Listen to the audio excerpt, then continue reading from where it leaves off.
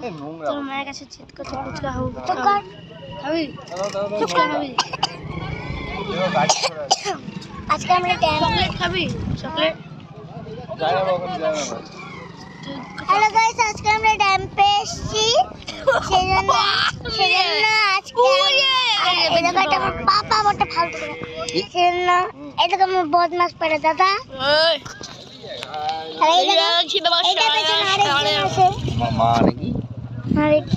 আরেকজনকে দেখো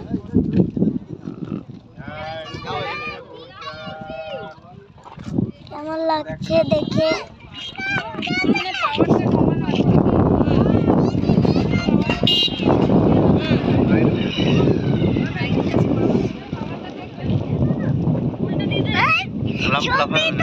ছবি তো এই না চলছে আমরা